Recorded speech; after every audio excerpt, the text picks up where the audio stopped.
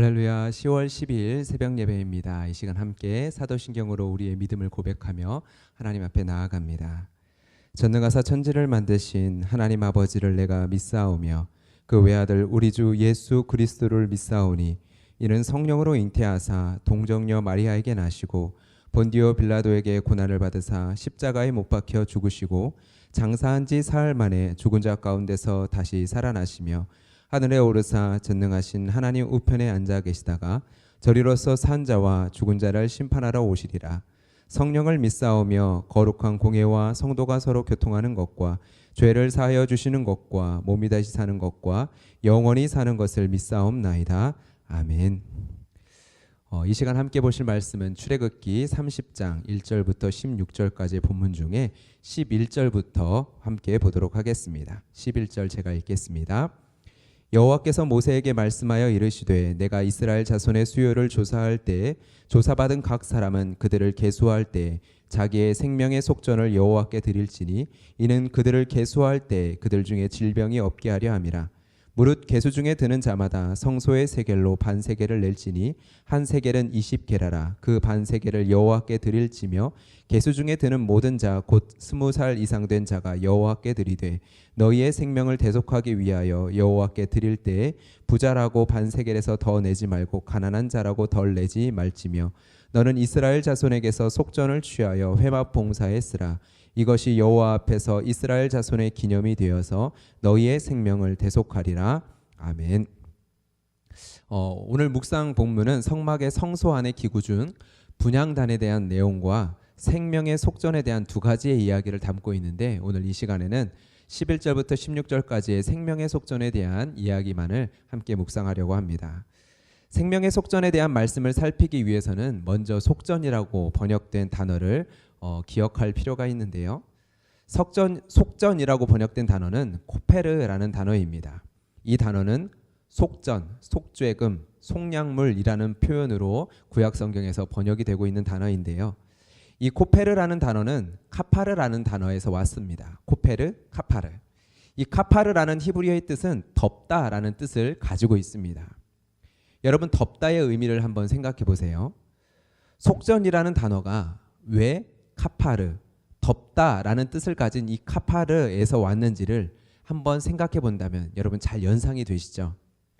속전으로 지불하는 돈 또는 속량물로 지불하는 어떠한 것, 그 용도가 무엇인가요? 덮어주는 용도이죠. 무엇을 덮어주죠?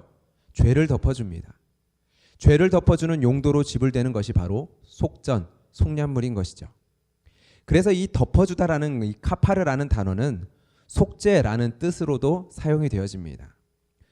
속죄라는 것이 무엇입니까? 속전, 속량물이 지불되므로 죄가 덮어지는 것이 바로 속죄입니다. 속죄일, 속죄제 이러한 단어들도 있죠. 이 모두가 다 이 단어에서 나왔습니다. 속죄소라는 단어도 바로 이 단어에서 나왔는데요. 여러분, 속죄소가 무엇이죠? 성소의 가장 안쪽에 있는 언약궤, 그리고 그 언약궤 위에 있는 것이 바로 속죄소입니다. 보통은 언약궤의 뚜껑, 언약궤의 덮개를 속죄소라고 이야기하기도 하는데요. 정확하게는 언약궤 그리고 속죄소는 각각 구별되는 기물입니다. 언약궤가 있고 그 언약궤 위에 올려져 있는 것, 덮어지듯이 올려져 있는 것이 바로 속죄소입니다. 즉 궤를 닫는 역할, 그 뚜껑의 역할, 덮개가 아닌 형태는 뚜껑처럼 올려져 있는데 덮어지는 모습으로 올려져 있는 그것이 바로 속죄소입니다. 여러분, 이 속죄소는 장소적 의미가 큰데요. 이 속죄소에는 금으로 된 두 그룹이 있고 이 두 그룹 사이에서 하나님께서는 이스라엘 백성에게 말씀하시며 이스라엘 백성과 만나시리라 말씀하십니다. 출애굽기 25장 22절 말씀을 한번 제가 읽어보겠습니다. 거기서 내가 너와 만나고 속죄소 위 곧 증거궤 위에 있는 두 그룹 사이에서 내가 이스라엘 자손을 위하여 내게 명령할 모든 일을 내게 이르리라. 이 속죄소는 지성소라는 장소 안에 있고요. 성소의 가장 안쪽인 지성소 안에 있고 이 지성소는 1년에 한 번 모든 백성의 죄를 덮어주는 날로 제정된 속죄일 날 들어갈 수 있는 장소입니다. 대제사장은 자신과 모든 백성의 죄를 위한 속량의 제물을 번제단에 드리고 그 피를 가지고 지성소로 들어갑니다. 그리고 지성소 안에서 덮어주는 장소인 속죄소에서 덮어주시는 은혜로 인하여 하나님을 만나게 되어집니다. 속죄일, 속죄제, 속죄소, 이 모든 것이 이러한 덮어주는 의미를 담고 있는데요. 오늘 말씀을 묵상할 때 이 덮어주다라는 의미를 통해서 묵상을 해보시기를 바랍니다. 본문의 속전의 개념은 인구 계수와 함께 등장을 하고 있습니다. 인구 계수와 함께 이 속전의 개념이 등장하는 이유는요, 이스라엘에게 있어서 인구 계수가 가지고 있는 특별한 의미 때문입니다. 일반적으로 인구 계수라는 것은 언제 사용을 합니까? 국가를 운영하기 위한 가장 기초적인 행정 절차로서 정확한 인구 계수를 통해서 국가의 세금을 거둘 목적으로 인구 계수를 실행을 합니다. 또한 전쟁에 나가서 싸울 수 있는 군의 병력을 확인하기 위해서 고대에는 인구 계수들을 했죠. 이스라엘의 나라의 인구조사도 이러한 기능적인 것들을 행합니다. 민수기 1장에 나오는 첫 번째 인구조사의 내용을 보면 계수하는 기준이 나오는데 바로 20세 이상으로 싸움에 나갈 자입니다. 그래서 반복적으로 이 지파의 싸움에 나갈 자는 몇 명이다 라는 식의 표현을 거듭하고 있죠. 또한 이렇게 계수된 사람은 오늘의 말씀처럼 성전 세겔로 반세겔이라는 세금을 내야 했습니다. 그런데 본문은 그것을 세금이라고 하지 아니하고 속전이라고 표현을 합니다. 세금은 국민으로서 국가에 당연히 납부해야 될 의무, 책임이죠. 그런데 이스라엘 백성들이 내는 것은 세금처럼 보이지만 그 의미는 전혀 다른 것이었습니다. 속전입니다. 의무와 책임이 아니라 하나님의 구원받은 백성으로서 하나님의 덮어주심의 은혜를 받은 것에 대한 값으로서 드리는 것이 바로 이것이었습니다.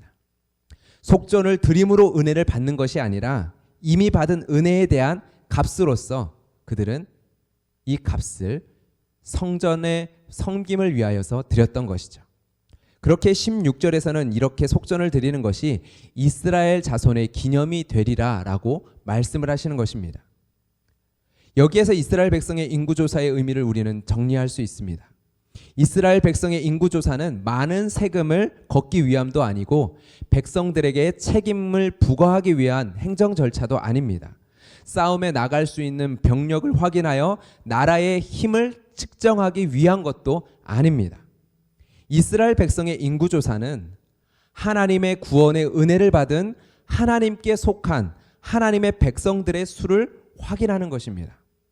그렇기에 계수함을 받은 백성들은 이 의미를 기억하며 반세겔을 속전으로 드리고 그 속전은 오로지 하나님의 회막 봉사에만 사용되었던 것입니다. 이러한 행위는 구약의 성만찬과 유사한 기능을 하죠. 이것은 이스라엘 자손의 기념이 됩니다. 싸움에 나갈 수 있는 장정들의 숫자, 이것은 하나님께 생명의 대속함을 받은 하나님의 백성들의 수입니다.